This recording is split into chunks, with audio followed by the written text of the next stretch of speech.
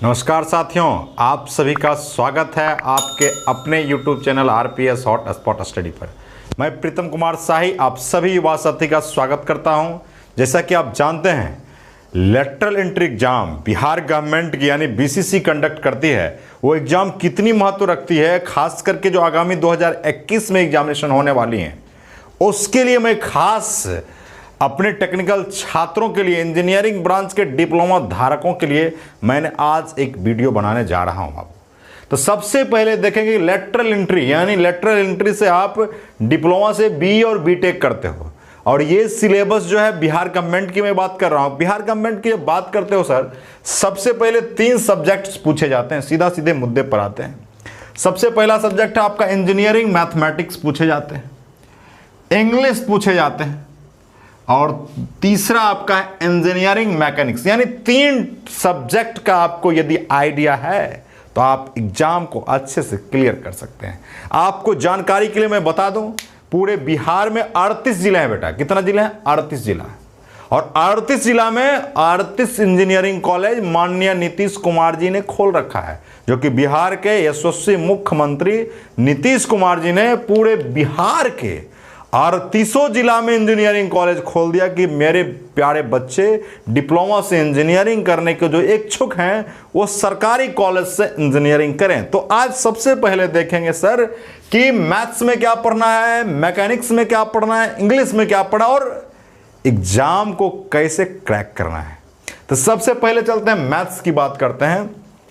Maths में आपको 5 topic पढ़ने हैं बेटा। सबसे पहला आपका है सॉलिड ज्योमेट्री।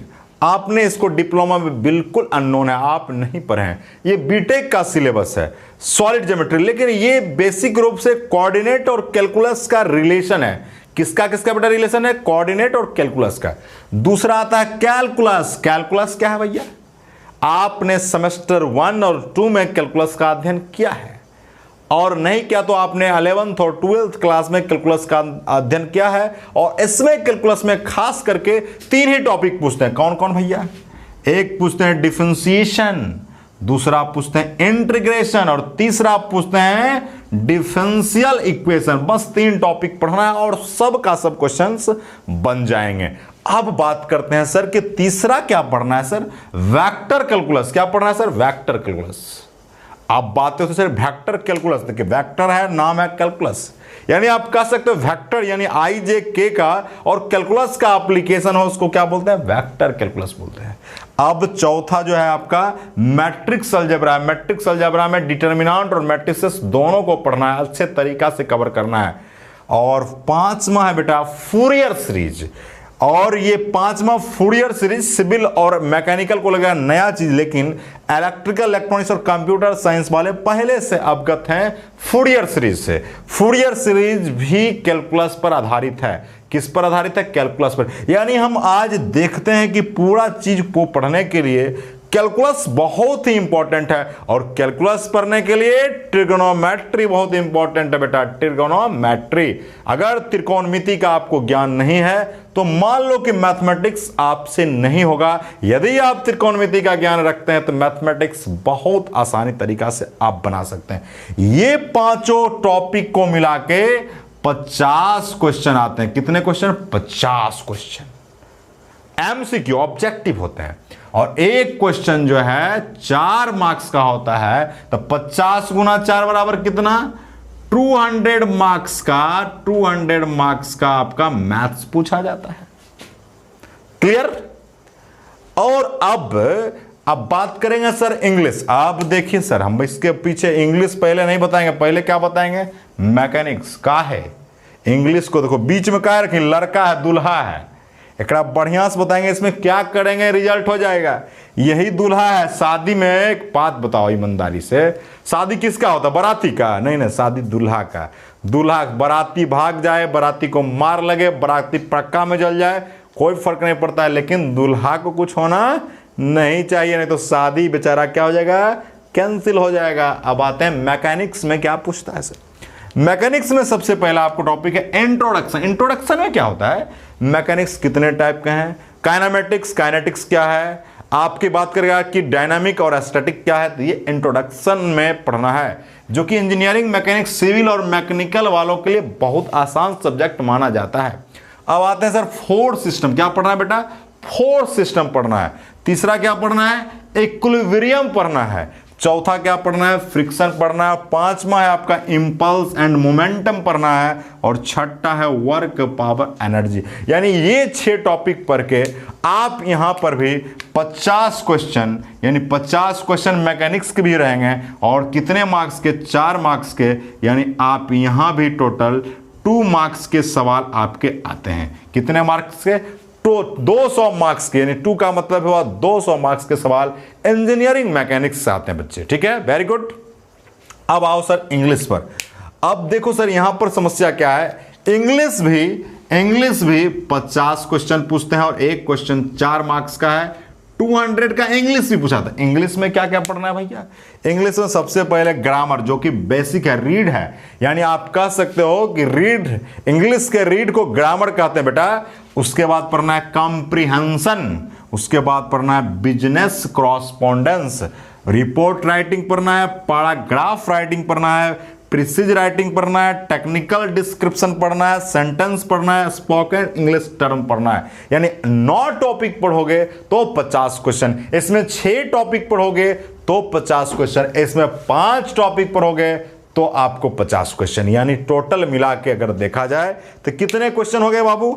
देखो 150 क्वेश्चन, 50 50 50 150 क्वेश्चन। और टोटल मार्क्स कितने हुए? 200 200 200। कितना हो गया? 600 मार्क्स के आपके एग्जामिनेशन होते हैं और 150 क्वेश्चन पूछे जाते हैं। अब इसके लिए आपको समय अवधि जो रहता है 2 आवर्स 15 मिनट का समय मिलता है। यानी आप इसको 2.25 घंटे कहते हो। हमने इसलिए, ये फैक्ट टाइमिंग है ना? आपको ये सब चीज को दिमाग में रखना। अब क्या है, रणनीति क्या है भैया? हम कैसे तैयारी करें?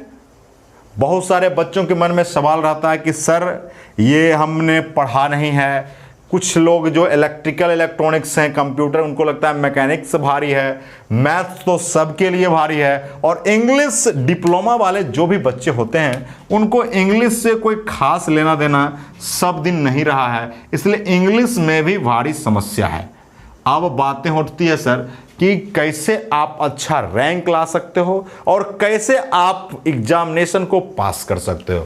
सबसे पहले जो बिहार गवर्नमेंट का लेटरल एंट्री है, सबसे पहले 3 विषय का एग्जाम होता है, मैथ्स, मैकेनिक्स और आपका इंग्लिश। लेकिन यहां पर एक बात याद रखेंगे सर, सबसे पहला इंग्लिश में यदि आप क्वालिफाई नहीं करते हो तो मैथ्स और मैकेनिक्स का कॉपी चेक नहीं होता है। ये गौर से देखेंगे ये बातों को। यदि इंग्लिश में क्वालिफाई नहीं करते हो तो मैथ्स मैकेनिक्स में 50-50 भी सही बना दोगे, उससे कोई फर्क नहीं पड़ेगा। आर यू श्योर मैंने जो बोला? अब क्या है सर कि इंग्लिश में क्वालिफाई कैसे करेंगे सर? इंग्लिश में क्वालिफाई कैसे करेंगे?